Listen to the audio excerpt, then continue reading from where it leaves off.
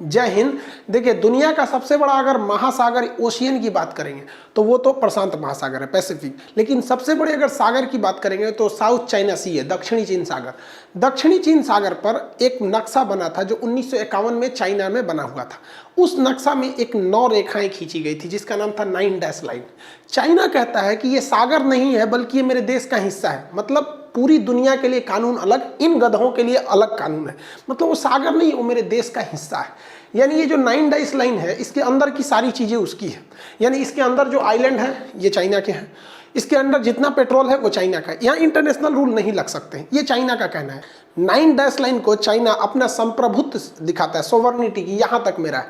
China ने इस 9 dash line के बीच में बहुत सारे अपने रडार स्टेशन लगा रखे हैं। समुद्र में उसने रडार लगा दिया, यहाँ कोई भी हरकत होती है उसको पता चल जाता है। ये साउथ चाइना सी जो है ये पूरी तरह से पेट्रोलियम से भरा हुआ है। अगर अगल बगल के देश, वियतनाम यहाँ से पेट्रोल निकालता है तो चाइना यहाँ से कहता है कि ये तुम्हारा नहीं है। अब सोचिए, तो ये एरिया जनरली ये तो वियतनाम का होना चाहिए। अब यहाँ ब्रुनेई है और ये यहाँ पर आपका मलेशिया है। इनको चाइना यहाँ से पेट्रोल निकालने नहीं देता है, कहता है कि ये मेरा एरिया।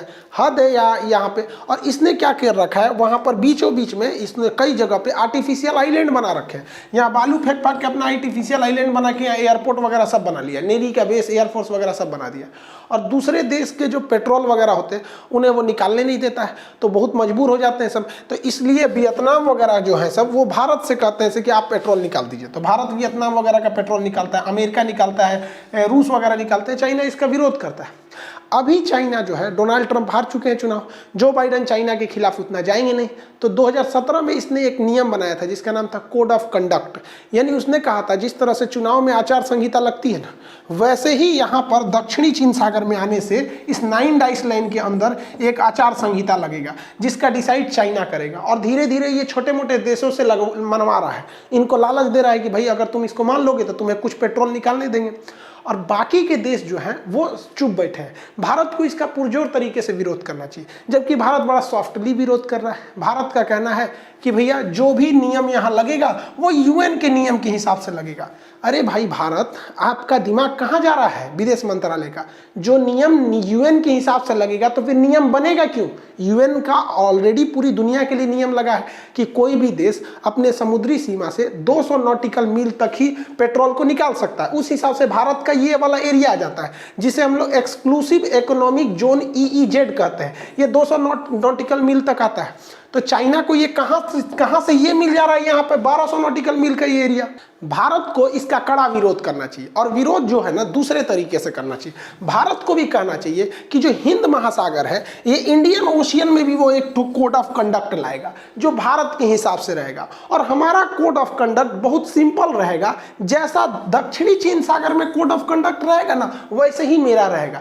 तो भैया हमने तो पूरा का पूरा उठा के फेंक दिया चाइना के ऊपर से, तो आराम से समझाने पर वो नहीं समझेगा। और अगर हम छोड़ देंगे ना तो ये सारे देश को धीरे धीरे गुलाम बना लेगा। और जो RCEP देख रहे हैं ना, जिसका कल वीडियो बनाए थे, धीरे धीरे चाइना कहेगा कि RCEP के जितने 15 देश है ना उस पर मेरा अधिकार है। कोई ठीक नहीं है इसका। तो जो है इसको प्यार से समझाने पे नहीं समझेगा। और चाइना ने एगो नया खुलासा कर रहा है। चाइना के एगो प्रोफेसर है जो इंटरनेशनल रिलेशन के यूनिवर्सिटी में क्लास लेते हैं। उनका कहना है कि अगस्त के महीने में चाइना ने एक कांड कर दिया। कांड क्या किया कि भाई साहब, ये पैंगसो लेक है, इसके नॉर्दर्न एरिया को ये फिंगर कहते हैं। ये वाला फिंगर, ये फिंगर 8 है और ये फिंगर नंबर 1 है। यहाँ 4 फिंगर तक भारत का कहना है कि मेरा पूरा फिंगर 8 तक है, जबकि चाइना का ऐसा नहीं है। चाइना पहले कहाँ था? चाइना श्रीजित कॉम्प्लेक्स तक था और यहाँ पर खुरनाक वैली तक था। तो ये खुरनाक फोर्ट तक चाइना था। यहाँ से यहाँ चाइना अचानक यहाँ आके बैठ गया। तो भारत ने क्या किया, ये जो नॉर्दर्न एरिया है ये नीचे है, जबकि साउदर्न एरिया जो है, साउथ वाला एरिया हाइट पर है। तो भारत ने यहाँ काला टॉप वगैरह पे कब्जा कर लिया। अब यहाँ से हम लोग सीधे सिरजाप वैली कॉम्प्लेक्स पे अटैक कर सकते हैं और यहाँ से सीधे खुरनाक फोर्ट पर कर सकते हैं। ये चाइना के लिए बड़ी दिक्कत है, क्योंकि चाइना का मेन बैकअप इन्हीं 2 जगह से। चाइना के फौजी ना उधर खड़े रहते हैं, लेकिन मेन हथियार, गोला बारूद, ट्रेंड, रसद सब उधर ही रहता है। तो भारत यहाँ से आराम से अटैक कर सकता है। तो इन्होंने एक नया चुटकुला सुनाया है, सुनिए क्या चीज। अगस्त के महीने में इन लोगों ने एक डायरेक्ट एनर्जी वेपन बनाया था जिसको माइक्रोवेव कहते हैं। ये बहुत ज़्यादा हीट उत्पन्न कर देता है, त्वचा जलने लगती है। जिस तरह माइक्रोवेव ओवन आता है ना, उसमें खाना गर्म कर वैसे जलने लगता है। इनका कहना था कि इन्होंने पूरी पहाड़ी को गर्म कर दिया।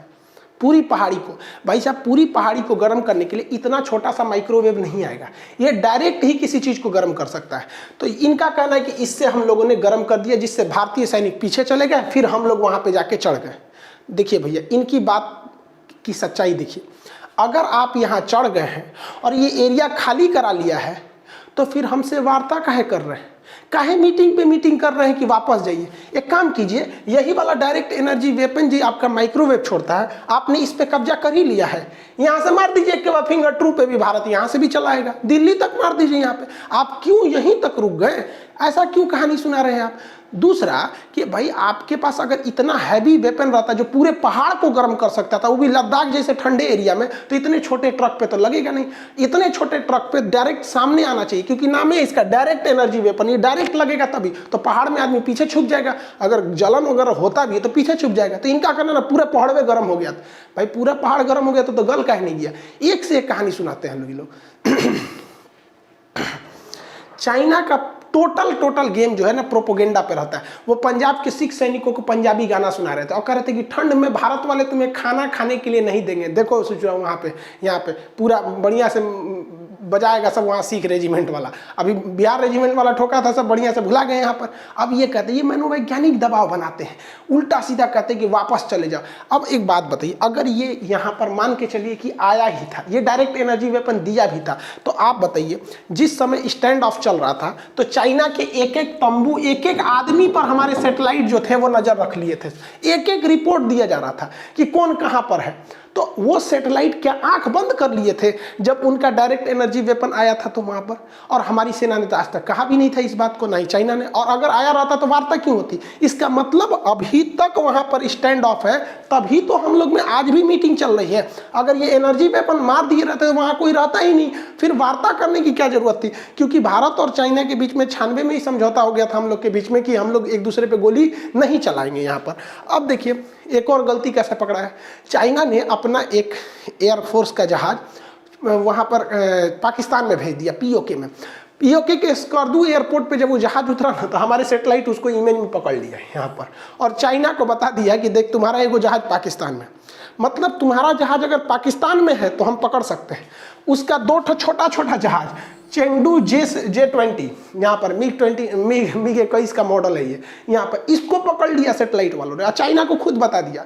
तो हम लोग जब पाकिस्तान पर इतनी गहन नज़र रखें, चाइना के अंदर इतना गहन नज़र रखें कि कहाँ कहाँ है, तो गलवान जहाँ हमारे फौजी खड़े हैं उनके सामने हम लोग नज़र नहीं रखेंगे, ऐसा कोई नहीं है। लेकिन हाँ, चाइना की आदत है शुरू से ही वो मनोवैज्ञानिक दबाव बनाता है और धीरे धीरे हावी हो जाता है। पहले वो कहेगा दक्षिणी चीन, आज से 15 से 20 साल पहले अगर आपके अपने पिताजी से जो पूछिएगा जो सीनियर होंगे, दक्षिणी चीन सागर का कोई मामला ही नहीं था। वो धीरे धीरे इसको इतना फैलाया, क्योंकि आपको ही पता है किसी झूठ को अगर आप 100 बार कहिएगा ना तो वो क्या हो जाता है, सच बन जाता है। जैसे ठंडा मतलब, तो ठंडा मतलब वो चीज होती है जिसका टेम्परेचर कम है, लेकिन सबको पता है ठंडा मतलब कोको कोला, क्योंकि इतनी बार बोला गया। जैसे खान सर, हमको खान सर, हमारा ओरिजिनल नाम कोई नहीं जानता है, पर खान सर हो गया। क्यों? क्योंकि यही लोग जानते ही हैं। तो चाइना यही मनोवैज्ञानिक दबाव बना रहा है कि भारत के लोगों को हरा सके।